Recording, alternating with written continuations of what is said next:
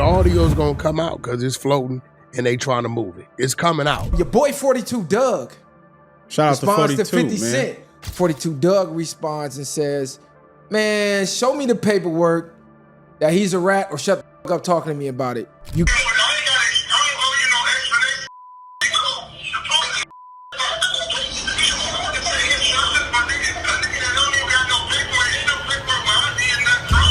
Things between 50 Cent and Big Meech are getting out of control, and Meech's side just turned up the heat. So it all went down on February 25th when 50 hopped on IG and dropped some supposed legal documents claiming they proved Big Meech had some level of cooperation with a federal informant. The paperwork originally came from social media personality 1090 Jake, and according to 50, it shows how Tammy Cowens allegedly took info from Meech and helped the feds take down some heavy-hitting TFickers. This isn't just internet gossip. Real names, real cases, real consequences. But I'm in here with a 27-year sentence based on Demetrius Flannery, as you all know as Big Meech, and Tammy Cowens, known in the paperwork as CS1.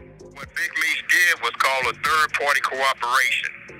So Tammy Cowens signed up to be a DEA informant to give Demetrius Flannery a time cut, plain and simple. Then came 42 Dugg.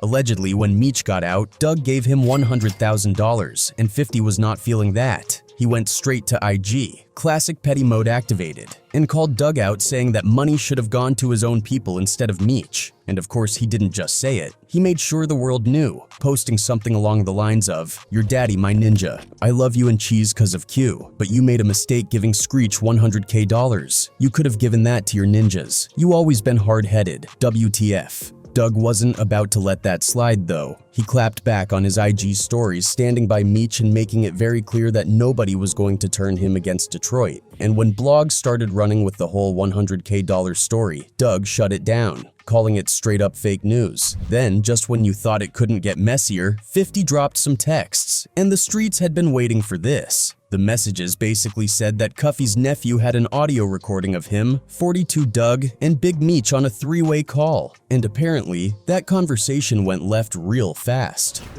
The audio's gonna come out because it's floating and they trying to move it. It's coming out. When the audio finally leaked, it was exactly the drama everyone expected. In the call, Bay was pressing Meech hard, asking the questions everybody wanted answers to. Like, why was Meech still rocking with Tammy Cowens after everything that went down with Cuffy? If she really snitched and helped the feds take down BMF associates, why hadn't Meech cut her off?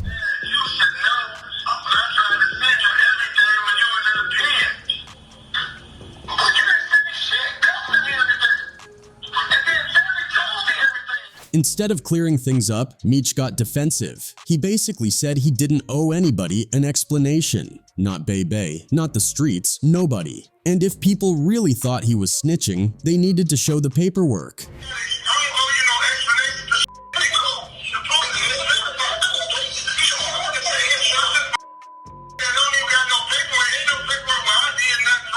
He said he keeps saying he don't gotta explain himself, but he guilty for sure. Well, guess what? 50 already claimed to have that paperwork locked and loaded, but Bay wasn't letting up. He kept pressing Meech, especially about never disowning Tammy despite her alleged role in Cuffy's case. And listen, Bay had some valid points, because a lot of people have been side-eyeing Meech for never publicly addressing Tammy's involvement. Then when Bay really started going off, Meech straight up hung up the call. And let's be real, that's not a good look.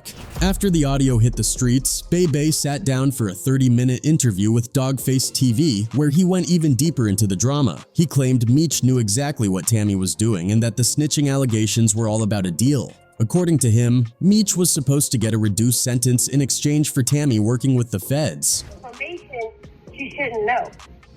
Well, it's not so much he pillow talking. He put them together. He put her with Cuffy, her with Soros, so that's not pillow talking. He's directly putting them together. And there's paperwork backing that up. The legal docs reportedly show that Tammy met Dion Cuffey through Meech, which is how Cuffey got caught up in this mess. And it gets worse. Meech also allegedly connected Fidel Suarez with Tammy, which means multiple people got wrapped up in this whole third-party cooperation situation. While Meech might have gotten some benefits from it, Cuffey ended up with a sentence. That's why people are calling Meech a rat. Meanwhile, 50 Cent has been keeping all the receipts, airing out anybody aligned with his enemies. And guess what? Big Meech and his son Lil Meech have been seen hanging out with 50's longtime rivals.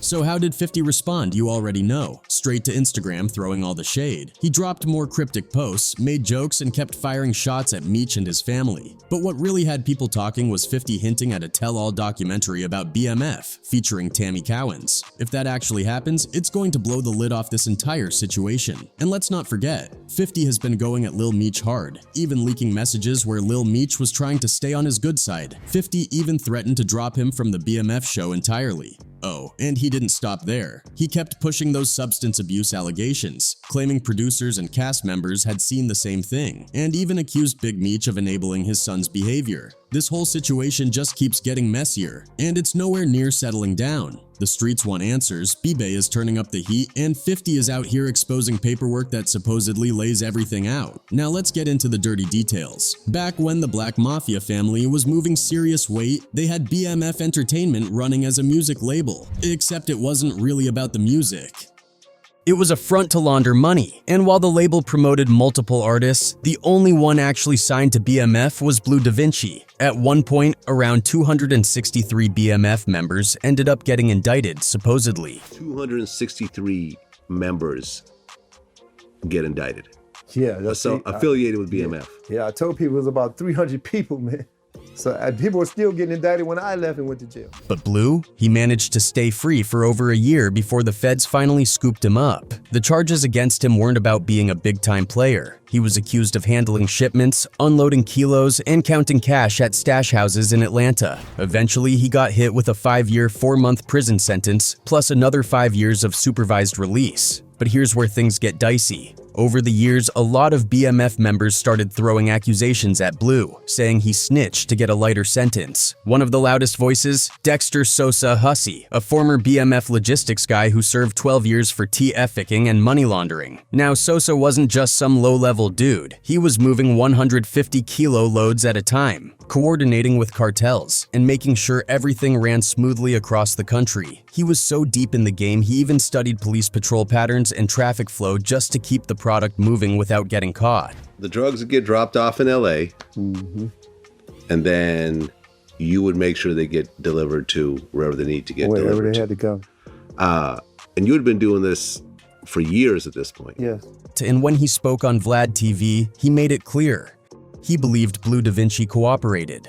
Did Blue Da Vinci cooperate or no? Yeah, he cooperated. I mean, I didn't say it. It was in Miss Mara Shalhoub's book, where his own lawyer said yeah. Turns out he had a reason for thinking that. If you look at Blue's sentencing transcripts, it's all spelled out. When Blue was called up in court, his own lawyer basically put him on blast, telling the judge that, yes, Blue did try to cooperate with the feds. He was debriefed, but the government ultimately decided he didn't have any useful info that could help take down the rest of BMF. So did he technically snitch? Well, it's complicated. He definitely tried to, but since his info didn't actually hurt anyone, some argue that he didn't really cross the line. Sosa and others, though, say that even confirming things other informants had already said still counts as cooperating, and they weren't about to let that slide. Blue, on the other hand, insists that even Big Meech once accused him of snitching but later apologized for it. Regardless, the damage was done. His name was permanently stained. But here's the twist. Blue Da Vinci would eventually flip the script and drop paperwork on Big Meech. In a 2023 interview with Cam Capone, Blue brought out receipts exposing Tammy Cowens, and that's where things really started getting crazy.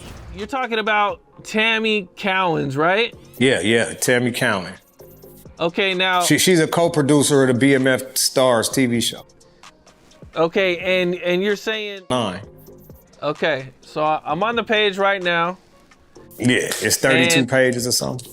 Tammy wasn't just some random person, she was Big Meech's assistant, someone he trusted while he was locked up. She stayed in contact with him through phone calls and letters, and with Meech looking at years behind bars, he made a huge business decision. He signed over his life rights to Tammy. That meant she owned the rights to his life story and could turn it into a multi-million-dollar deal. But that wasn't the only move Meech made from prison. While inside, he met a guy named Fidel Suarez, who owned a trucking company out in California. Now Suarez had already been investigated and even arrested for drug trafficking back in 2005 and 2009, but he never got convicted. Meech saw an opportunity and used Tammy to connect Suarez with a lifelong friend of his, Dion Cuffy Gatling, a major player in the St. Louis drug scene. What Meech and Cuffy didn't know, Tammy was a federal informant. She was literally reporting everything back to the feds. According to paperwork, Tammy had been working as a confidential informant CS1 for the Atlanta DEA since 2009, helping take down major figures in the drug game. Tammy Cowens signed up to be a DEA informant to give Demetrius Flannery a time cut.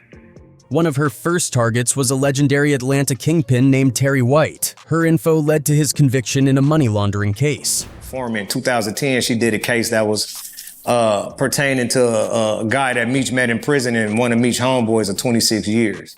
Now, Tammy Cowens wasn't your typical informant. She had no criminal record, wasn't a drug user, wasn't out for money, and wasn't trying to reduce a sentence. Instead, it seems like she was out for revenge after Terry White unknowingly had her laundering money for him. At first, she wasn't even a paid informant, but one of the agents put her in for a reward, a percentage of the property seized in the case. When all was said and done, she walked away with $55,000 for helping put Terry White behind bars. Here's the wild part. Tammy wasn't just some associate. In 2011, while Meech was behind bars, he allegedly asked her to help set up a snow deal through Suarez. He had her connect Suarez with Cuffy, but instead of keeping it quiet, Tammy ran straight to the feds, claiming Meech had her coordinate the whole thing while still in prison. Now you'd think that would land Meech in even more trouble, right? But for some reason, he was never indicted for any of this. And later, when Tammy had to testify at a hearing, she straight up denied that Meech had any role in drug trafficking or that he ever told her to connect Suarez with Cuffy. That's when the feds started realizing she might not be as credible as they thought. And it only got worse when they found out she was sleeping with the federal agent assigned to her case. They admitted that they had this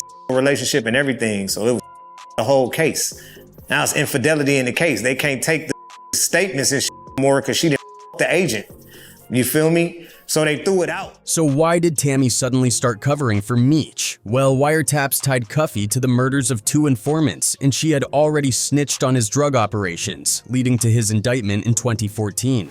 But when Cuffy's legal team started filing motions, Tammy panicked. She realized people might figure out she was the informant. Scared for her life, she even drove to Louisiana, trying to meet Meech in prison to explain herself. They didn't meet in person, but when they talked, Meech wasn't mad. He just didn't want his name mixed up in the mess. That had people wondering, did he already know? Tammy scrambled to fix things, claiming the wiretaps were fake, saying Meech had nothing to do with it, and even blaming a jealous DEA agent for setting him up. But the feds weren't buying it. She had lost all credibility. In the end, Cuffy got slammed with 27 years in prison. And Meech, he's all out here, getting dragged for all these allegations flying left and right. And with 50 Cent out here exposing paperwork and threatening to tell everything, this story is far from over.